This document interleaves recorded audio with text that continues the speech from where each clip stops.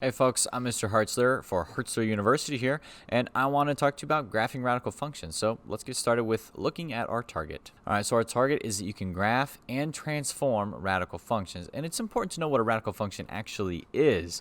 So if you look up at the screen there towards the center, that's anything of the form f of x equals a, and then it's the nth root of x minus h plus k. Our h almost always goes inside our either parentheses or in this case our radical, and it's connected to that x. Our k is not, however, it is separate. And our h, it controls our horizontal shift or translation. And our k does the vertical part. So similar to what we've looked at with all kinds of other styles of graphs, these do pretty much the same thing. So we'll actually see on the next example. Let's go take a look.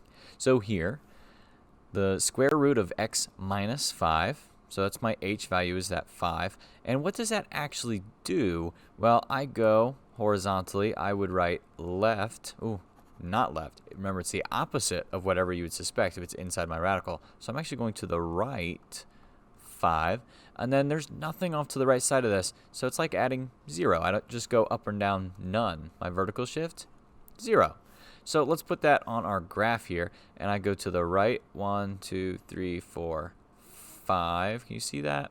You can kind of see that. I'll choose a darker color. All right, so we've got that darker color now. So that purple, and from there, I have to just know what the parent function of this graph looks like, and that really is like a parabola that's kind of on its side. If I had the negative version of this graph as well, then it would come down like that. But I don't in this case. It's just that top chunk, but I just wanted to point that out to you. Now, let's look over at the one on the right. I need to change my color back. So this plus 1, that's going to give me a horizontal translation. So I'm going to the left now, because it's the opposite of what you'd think, and that's a plus 1. So I would think towards the right, but it's the opposite. So I go left 1, and then my minus 3 over there, that's my vertical shift, and I'm going down. I do exactly what it says, 3. So I go left 1, and I go down 1, 2, 3. So I've got a dot right there. I'll do it kind of big. Hopefully you can see that well. And then from there, I need to do what this says to. It's a positive hunk of this, which means I go up and over. The parent function, I'll write that off to the side here, is y equals square root of x. Now that graph looks like that little arc. Now if I throw a minus out in front, so a plus or a minus, then that would fill out this bottom chunk. And that looks like a parabola just tilted on its side, right? Well, that's the whole point here. They're actually inverses, which we'll see in future sections. But that's an important thing to note, and we'll almost always just look at that top half. And then a negative in front of something, right? Like a negative in front of my graph, that is something that would reflect it across my x-axis, and that's how it would get me this bottom chunk, is that negative sign. All right, let's go look at our next example. So we're here looking at cubed roots now. I should start off by talking about its parent. So the parent function for this is y equals the cubed root of x. And this graph looks a little wonky, right? It actually goes up and down. We talked about this a little bit back in, for me, it's chapter 3, when we were talking about polynomial functions. So they pop up again, which is kind of interesting. But back then, we typically saw them like this, and we had 3 x-intercepts, and for the most part, we were trying to find them. Here, we're not. It's just the one, and this is all I need to try and find. This will just shift up, down, left, or right, depending on what's thrown in with that radical and past the radical. So let's look over at our first one. Our horizontal translation is going to be to the right 2, so I would write right 2, and then my vertical translation is 0, because it's a plus 0 off to the side, so I need to graph that. I go to my right 2, and then if you're one of my students, I don't really care about the rest of this. I just need to know that you went right 2 in this case, and up 0. So then it's just a little curve like that, and a curve like that. Awesome. And then over here, we're going to the, not vertical, horizontal. We're going to the left 3. For the vertical change, we're going down 1. So we're going to graph that left 3, down 1. I did a little X to mark my spot there. That's all that is. and then I go up and over. Ooh, and down and over. I actually did that last graph wrong, didn't I? I'm going to erase that. That's what happens when I do a lot of polynomial stuff. I get distracted and I forget that these are on their side. So that's what these graphs look like. I should have talked about this last, and I'll go back to it, but let's talk about the domain and the range here. Domain is my x values, and since my arrows are going dominantly left and right, and then it's actually all real numbers. So I could write that like my cool R, or I could write negative infinity to infinity. What about my range? Well, in general, my arrow is going up forever and down forever. It might take it a while to get there. So again, I have the same thing, the cool R or my negative infinity to infinity. And that's actually true for this other one as well, right? And they're both cubic functions, so you'd think they would be very similar, and they are.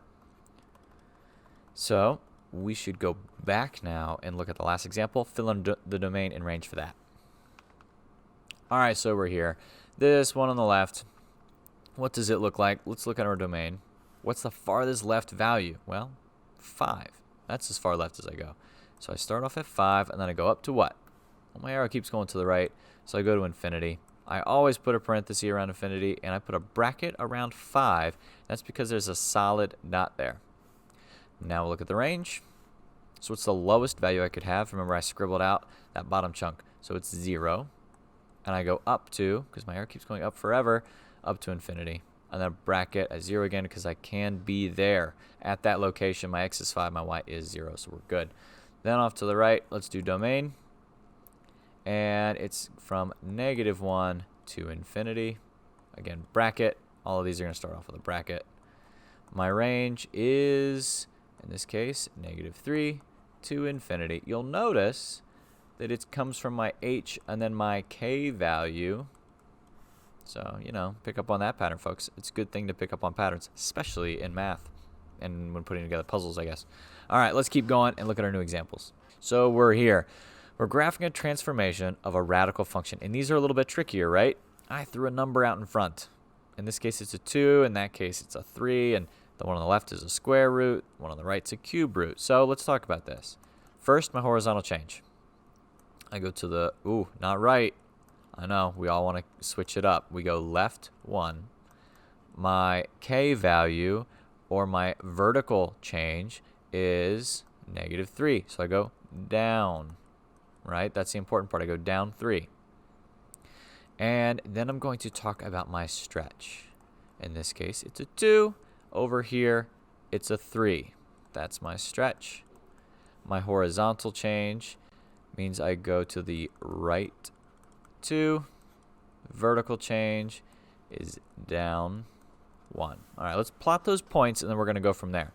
So I go left 1. Down 1, 2, 3. On the right, I go right 2, down 1, right there. Cool. Now the one on the left, it's a almost like a quadratic. It's a square root, so I know it's going to be a parabola-like shape, but just half of it. So it's going to go to the right. But that 2 out in front makes it real, in this case, tall. So I kind of go up 2 and over 1 kind of thing. Nice and broad, as opposed to being in real tight. Okay?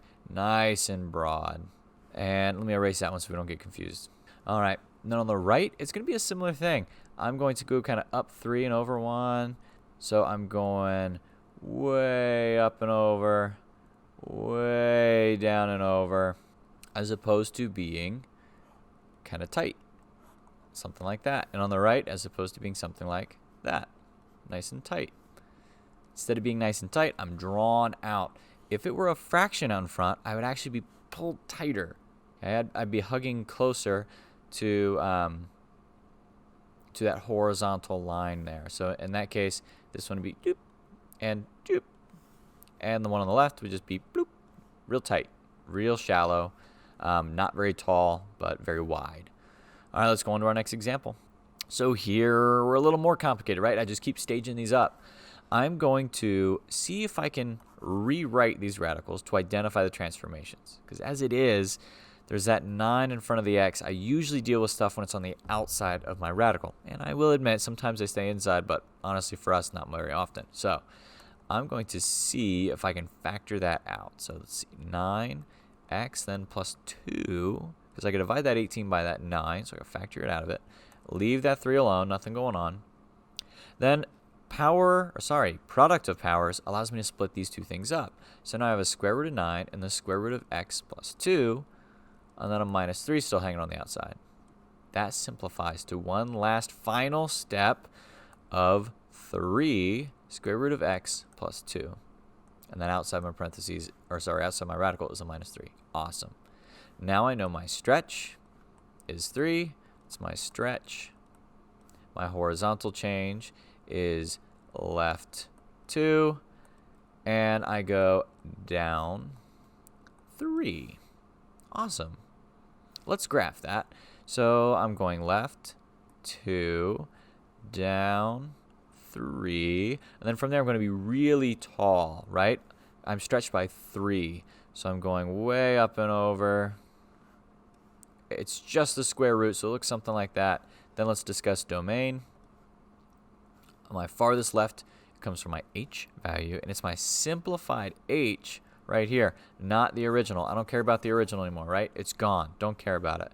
My domain is now coming from this h, which is a -2. It's the opposite of what I see there, to infinity. And then my range comes from my k, which in this case didn't change. Awesome. From -3 to infinity. Sweet. We're making some progress, folks. It's looking good. Now off on the right, let's do the same thing, except there's already something out in front. Let's ignore it for a moment, right? Just going to keep dragging it down, and that's it. I'm going to factor out that 8. So it's an x minus, and then what's 2 if I factor 8 out? Well, factoring out is like dividing it out. So it's 2 divided by 8. Well, that's 2/8, or I can write that like 1/4. So I'm going to put 1/4 inside there, and then plus 1 is on the outside. All right. Same principles as last time. My product of powers, I'm allowed to separate these things. So I have a cube root of 8 and a cube root of x minus a 4th, and then a plus 1 hanging out off there. And same thing again. I know, just like last time, I knew what the square root of 9 was. Now I know what the cube root of 8 is, and that's 2. Because 2 times 2 times 2 gets me 8. And if there's 3 of them, and it's a cubed root, a third root, I can pull one of them out. So I still have that 3. A 2 came out, and I have some stuff that stayed under my radical. We're getting somewhere. So now I have 6 times the cubed root of x minus a 4th plus 1. That's my stretch. So this is really tall. And I went to the right 1/4, just itty bitty. And then I go up 1. So I go to the right like almost nothing. This is to the right. And I go up 1.